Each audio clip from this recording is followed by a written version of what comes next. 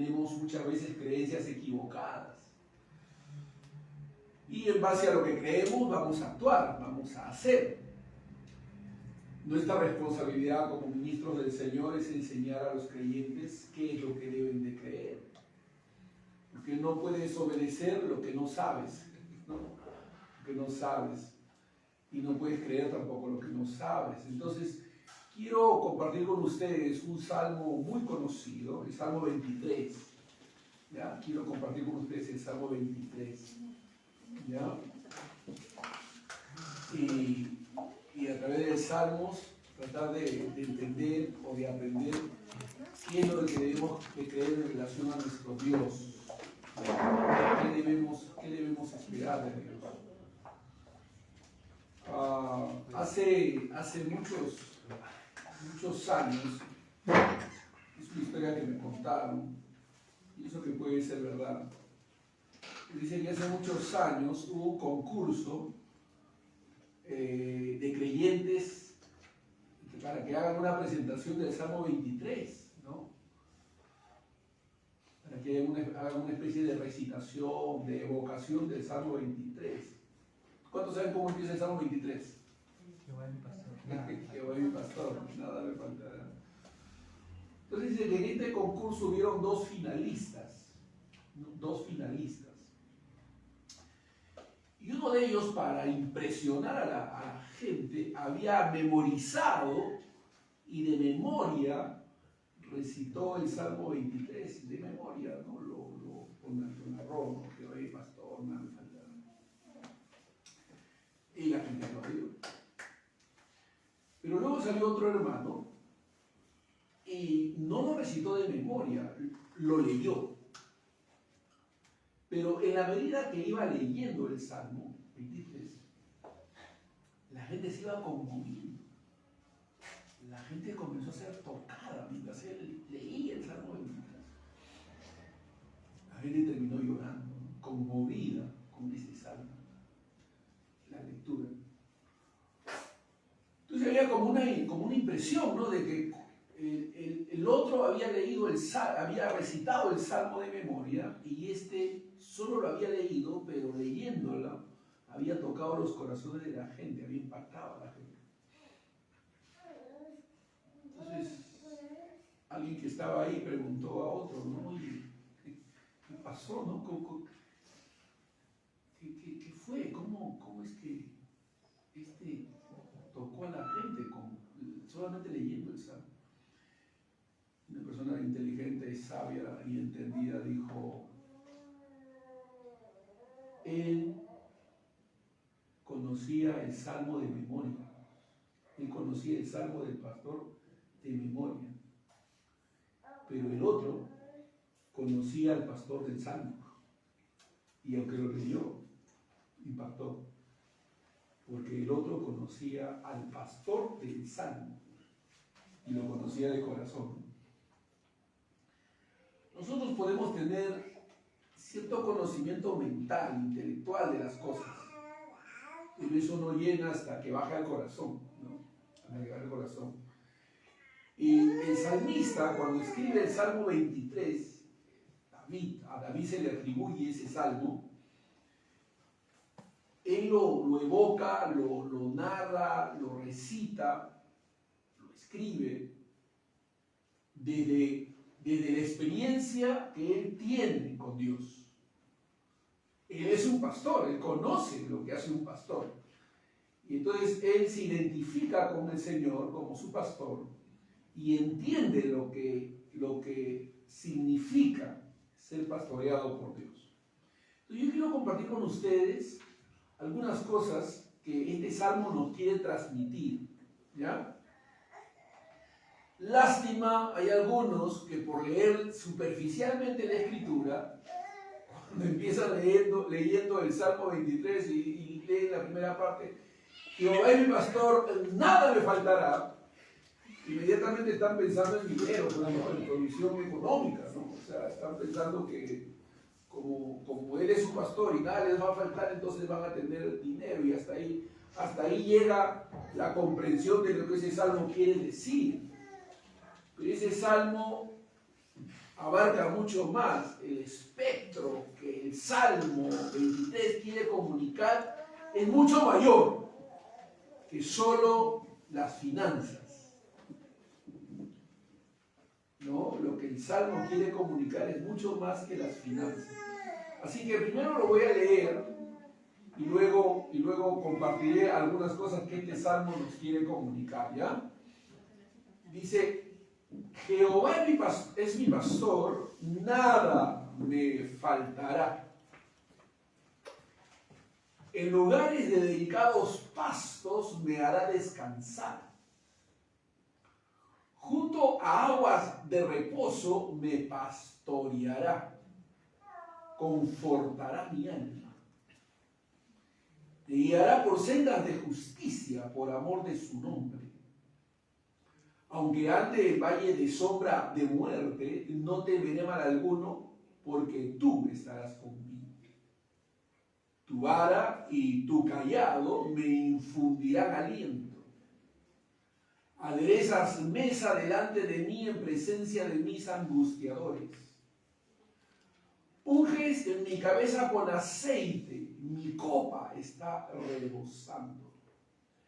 Ciertamente el bien y la misericordia me seguirán todos los días de mi vida. Y en la casa de Jehová moraré por largos días. Vamos a orar. Padre, en el nombre de Jesús, permítenos, oh Dios, entrar en este salmo, oh Dios, y sacar de ella las riquezas que tú quieres comunicarnos. Ayúdanos para poder entender que nos amas y estamos bajo tu protección y cuidado. Gracias, Señor, en el nombre de Jesús. Amén. El salmista que escribe, el salmista David, está reconociendo la acción de Dios en favor de él, ¿no? Presenta a su Señor de una manera proactiva, o sea, el Señor no está mirándolo, contemplándolo, sino que está activo, llevando a cabo una función en favor de él, como oveja, ¿no? El Señor está haciendo algo por él. Él se siente como una oveja indefensa, torpe. Dicen los estudiosos que el animal más torpe es la oveja. Así dicen los estudiosos, ¿no? Los que conocen de temas que tienen que ver con los animales. Dicen que el animal más torpe, más tonto es la oveja. Así dicen. No, la oveja no puede cuidarse por sí misma. Interesante, ¿no? La oveja no puede cuidarse por sí misma. Necesita de alguien que lo cuide, que lo proteja. Y David se ve así, como una oveja indefensa que necesita de la protección que Dios le provee. Dios provee protección y cuidado a él. Este Salmo 23 nos muestra, en primer lugar, que Dios alimenta a la oveja. O sea, ¿qué nosotros debemos esperar de Dios? Todos nosotros pedimos a Dios que nos bendiga, nos ayude, nos proteja, nos guarde. O sea, todos pedimos, pero Dios está más interesado en beneficiarnos, en bendecirnos y en ayudarnos que nosotros en pedírselo. ¿No? Nosotros le pedimos y está bien que le pidamos porque Él quiere que le pidamos. Pero Dios de iniciativa propia nos ama. Amén. Así que debemos sabernos amados por Dios. Debemos sabernos amados por Dios. Aceptados. Amén. Amén. Aceptados. Debemos sabernos aceptados. Entonces, ¿qué debemos esperar de ese Dios bueno, amoroso? Número 1, dice: Jehová mi pastor, nada me faltará, en lugares de delicados pastos me pastoreará. ¿A qué apunta el pasto? Comida. Al alimento, ¿no? Al alimento de la oveja. O sea, Dios me va a proveer alimento. Y no estoy hablando en términos naturales, sino espirituales. Espirituales. O sea, Dios me va a alimentar, me va a nutrir. Él se va a ocupar de proveerme el alimento que yo necesito para mi vida espiritual. Voy a hablar de asuntos eternos. Amén. Voy a hablar de asuntos eternos.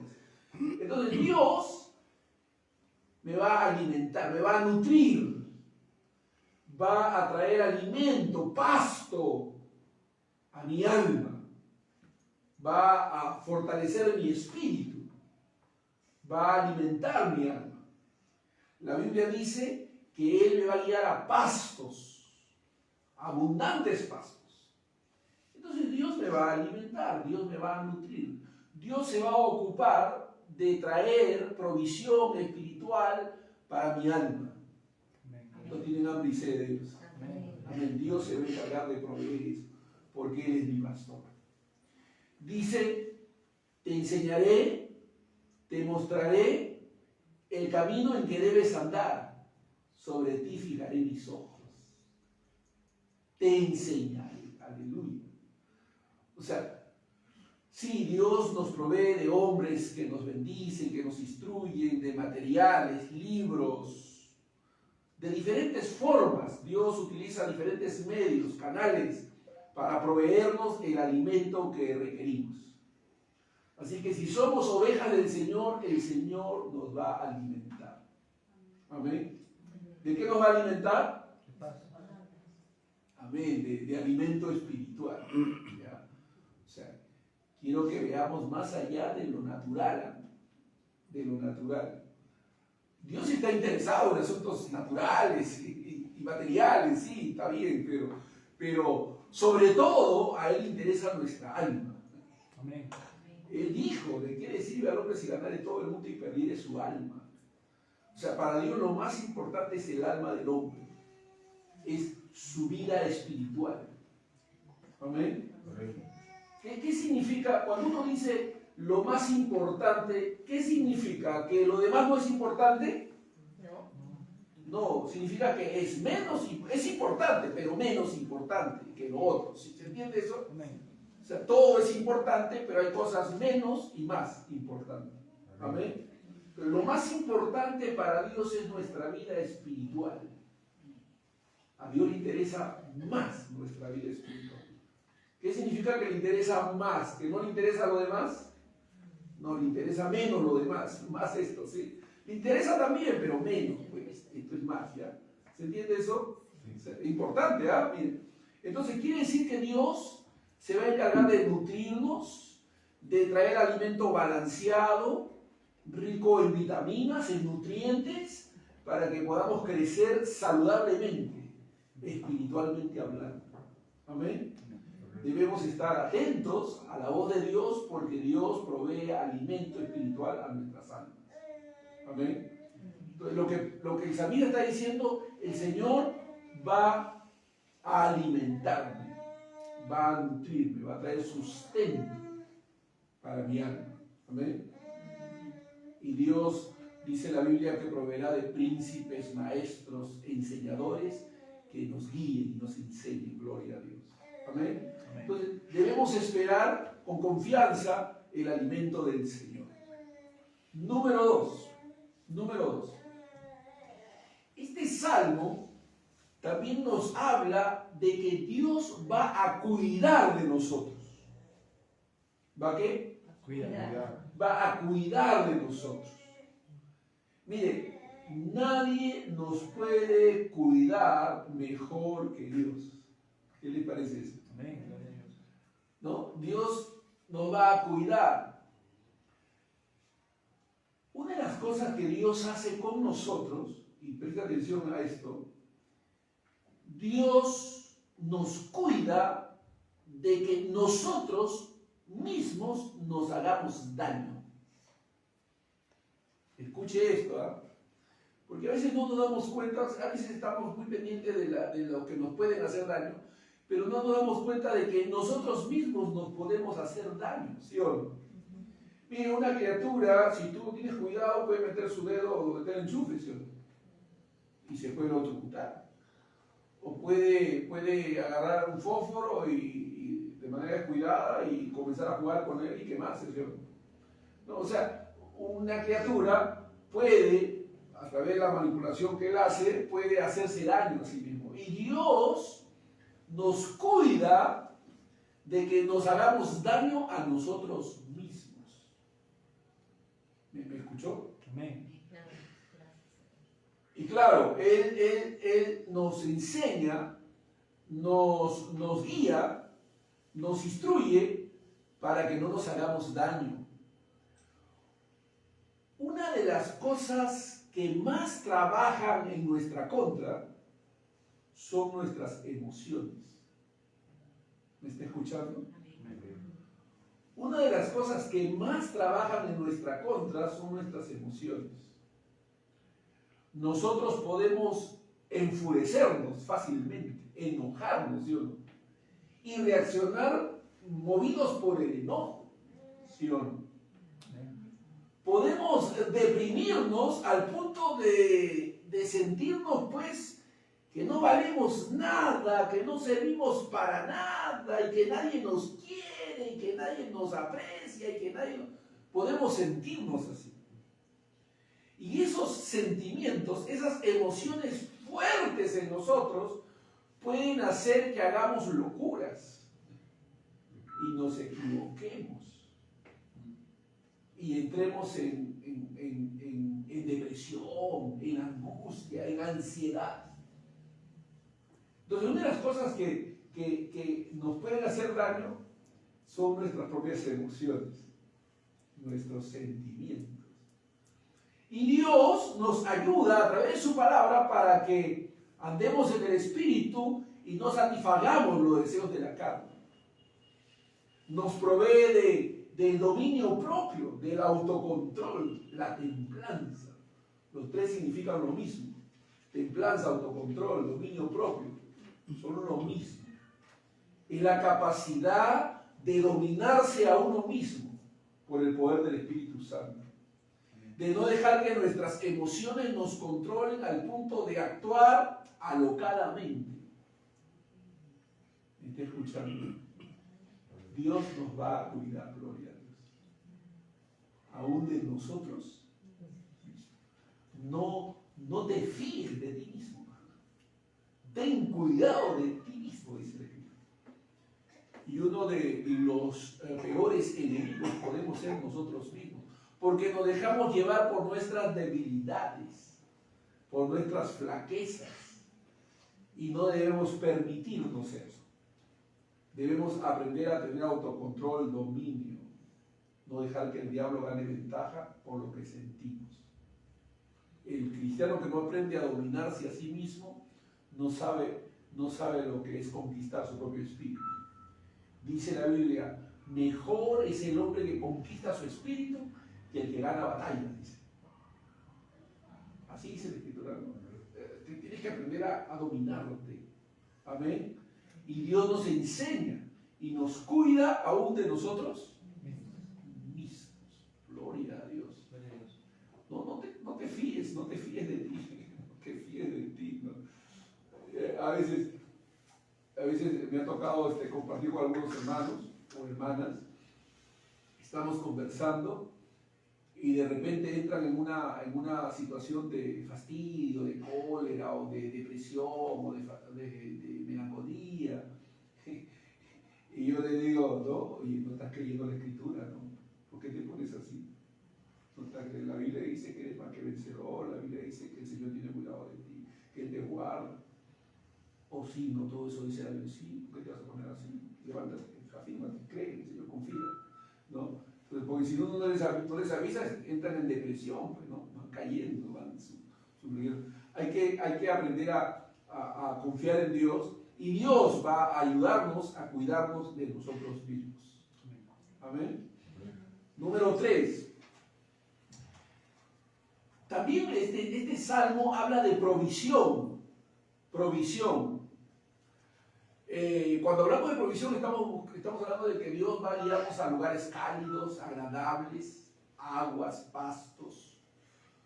Provisión. Dios va a proveer los recursos que nos hacen falta. Amén. Dios nos va a proveer, Él es el proveedor. Miren, Jehová se presenta como Jehová Jireh. La palabra Jehová Jireh significa el Señor es mi proveedor. O sea, Él nos provee. La Biblia dice que todo aquel que no provee para los suyos es peor que un incrédulo y está negando la fe. Ahora, si el Señor dice que todo aquel que no provee para los suyos es peor que un incrédulo, nosotros somos de Él. Amén. Amén. Y Él nos da el ejemplo. Él es nuestro proveedor. El Señor va a darnos la provisión que necesitamos. Ya, lo material, está bien, lo material, Dios va a proveer lo material. Sí, la Biblia habla de que el Señor va a suplir todas las necesidades materiales que podamos tener. Estoy hablando de carencias que tenemos espirituales. Todos tenemos carencias espirituales. Por eso la Biblia habla de abrir el entendimiento, ensanchar el corazón, afirmarnos en la fe. El Señor va a proveer de esos recursos para que nosotros podamos crecer saludablemente, hablando en términos espirituales. Amén. Amén. Una de las armas más sutiles y usadas por el diablo es la distracción. Ojo, cuando estoy diciendo una de las armas es porque tiene otras también, ¿no? O sea, tiene varias armas, ¿no? La seducción, etc. Pero una de las armas que el diablo suele usar en nuestra contra es la distracción. ¿Qué significa la distracción? Que perdamos el enfoque. Que en lugar de mirar las cosas de arriba, nos enfoquemos en las cosas de la tierra. Que en lugar de mirar las cosas eternas, nos enfoquemos en las cosas temporales. Y la economía, la necesidad económica, la enfermedad, las tribulaciones del momento pueden ser recursos malignos con el propósito de distraernos para que nos enfoquemos en el problema y no en el Dios que resuelve los problemas. ¿Entiendes eso? Hay que tener cuidado porque el diablo trata de distraernos, de que nos enfoquemos en las cosas terrenales, temporales, nuestros problemas, nuestras dificultades, nuestras carencias inmediatas, y que gastemos energía en eso y perdamos de vista lo más importante, que es Dios mismo y las cosas espirituales. Amén. Entonces, pero Dios va a proveer, va a permitir que esas mismas cosas que el diablo quiere usar en nuestras contras para para que perdamos de vista al Señor, las va a usar para que nos afirmemos en Él y nos reenfoquemos. Porque la Biblia dice: buscar primeramente el reino de Dios y su justicia, y todas las demás cosas os serán añadidas. Amén. Tenemos que confiar en Dios. Él es nuestro proveedor. Número 3. Número 4. El Señor nos va a proteger. Ya cuando digo primero cuidado, va a tener cuidado de nosotros, ya nos va a ayudar a cuidarnos de nosotros mismos. Eso tiene que ver con nosotros. Pero protección tiene que ver con enemigos externos.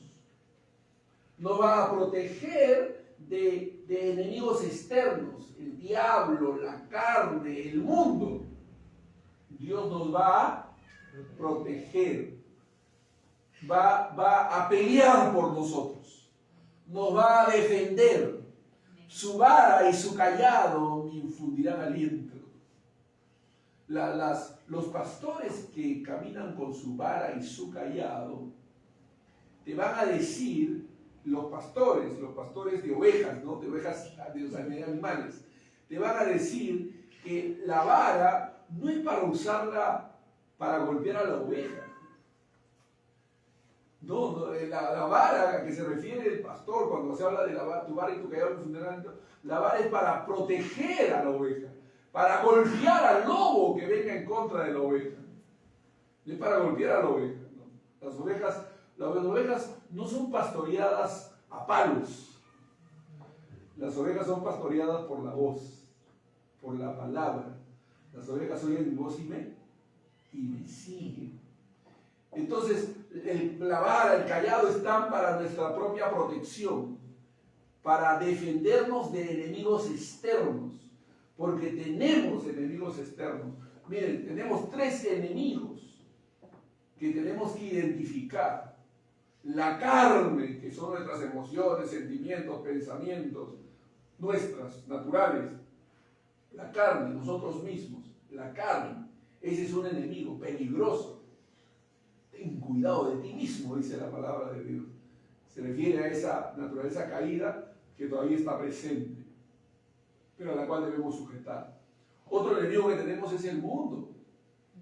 El mundo nos quiere seducir, el mundo tiene un lenguaje, el mundo tiene ofrecimientos para nosotros y nos quiere seducir a través de esos ofrecimientos. El mundo ofrece vanidad, ofrece cosas temporales, pasajeras, que se gastan con el tiempo, pero son atractivas. Son deleites temporales del pecado. Es un enemigo el mundo. Y Satanás, que usa al mundo para seducirnos.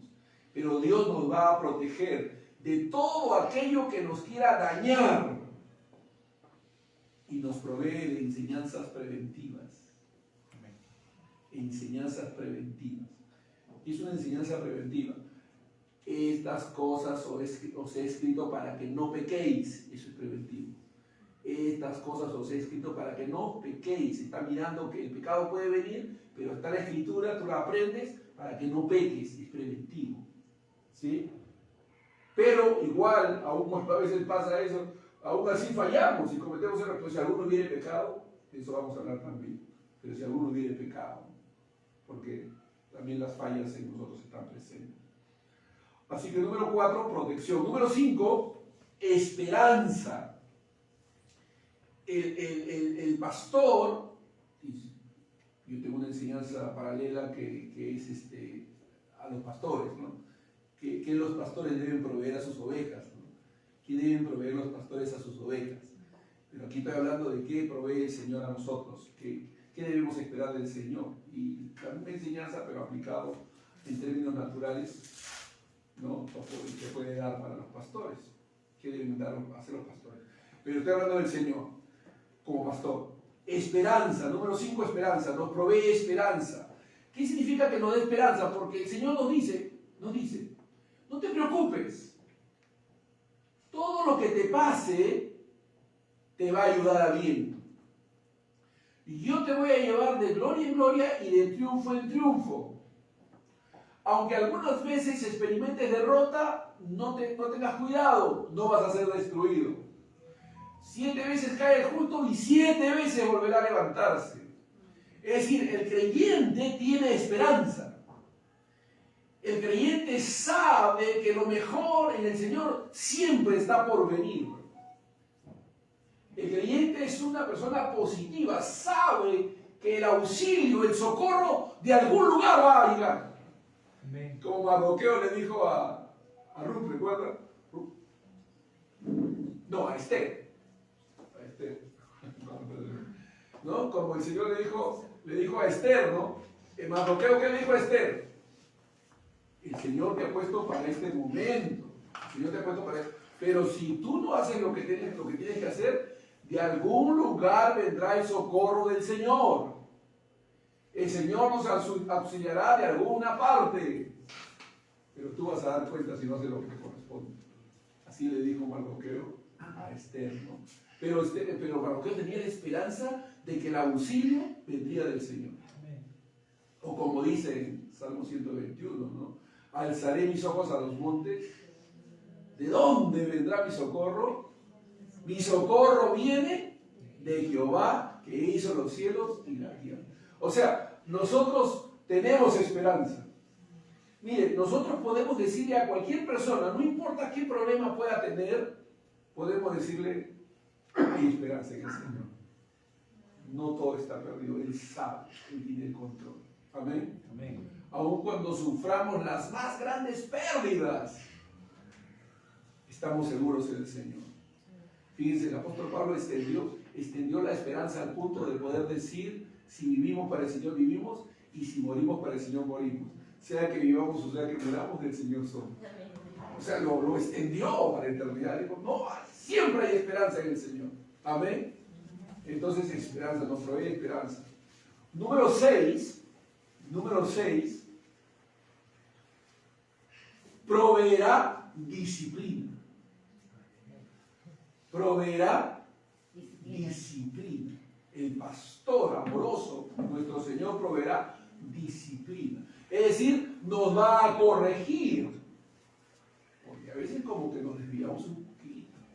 A veces como que nos distraemos. ¿No es cierto? Pero el Señor va a corregir las faltas que cometamos. Nos va a disciplinar. ¿Por qué el Señor nos disciplina? Porque el Señor quiere mostrarnos, hermanos, que el pecado que cometamos es grave. Que Dios no es indiferente a las faltas que cometemos. Que el pecado es realmente pecaminoso. El pecado por nosotros no debe ser visto como una cosa suave, insignificante, sin mayor valor. No, a los ojos de Dios los pecados son graves. Él es santo. Y quiere que, como Él aborrece el pecado, nosotros también lo aborrezcamos. John Piper, se pronuncia Piper, dice, ¿no? Se escribe Piper, ¿no? John Piper. Y lo pronuncia como se escribe, pero no John Piper. Piper. Bueno, este pastor, el Señor le dio una luz bien interesante y él compartía. Él dice que las desgracias, la gente tullida, cáncer, SIDA, las enfermedades más terribles, los panoramas donde vemos desgracias, no son sino una evidencia visual de cuán grave es el pecado, porque son las consecuencias del pecado. O sea, todo lo feo que existe en este mundo no es sino la consecuencia del hombre caído. Entonces esa evidencia visual terrible que contemplamos nos muestra que el pecado es horrible. Es horrible. Interesante reflexión. Pero el pecado es malo a los ojos de Dios. Y Dios nos quiere mostrar que Él aborrece el pecado. Que el pecado es realmente malo. Entonces Dios nos va a disciplinar, nos va a castigar cuando pequemos. Por supuesto que su castigo y disciplina tiene fines correctivos. No es para vengarse, ¿no? No es para saciar su ira, ¿no? Porque ya eso todo está consumado en la cruz del Calvario. Pero sí tiene fines santificadores. Amén. Porque Dios nos quiere santos. Entonces nos va a disciplinar. O sea, podemos esperar disciplina del Señor si pecamos. Amén. Y vamos a poder decir como el salmista, bueno, oh Señor, me es haber sido humillado. Amén. Porque sí necesitamos corrección. Número 7, podemos esperar perdón si fallamos. Podemos esperar perdón. ¿Por qué? Porque la gracia es inmensamente otorgada en Cristo. O sea, que si fallamos, vamos a ser corregidos por Dios. Pero podemos ser perdonados por Él, si nos arrepentimos. Amén. Entonces, podemos esperar castigo, disciplina, pero también perdón. y restauración, número 7. Número 8, restauración. Porque Dios es un Dios restaurador. Entonces podemos esperar ser restaurados por Dios. Si caemos, si fallamos, el Señor puede levantarnos otra vez. Nuestro Dios es un Dios de nuevas oportunidades. Amén. Nuestro Dios es un Dios de nuevas oportunidades. Si hemos fallado, podemos enmendar el camino. Entonces, Señor, fallé, no debí cometer esta falta, perdóname. Lo hice alocadamente, me dejé llevar por mi carne, me dejé llevar por la tentación. Perdóname, Señor. Y Dios nos restaurará. Nos volverá a levantar. Nuestro Señor es un Dios de nuevas oportunidades. En Él podemos levantarnos nuevamente. Amén. Entonces solo hago un repaso final. Podemos esperar alimento, cuidado, provisión, protección, esperanza, disciplina, perdón y restauración. Amén. En Dios. Vamos a orar. Padre, en el nombre de Jesús, te damos gracias a nuestro buen Dios porque nos amas, porque quieres lo mejor para nosotros.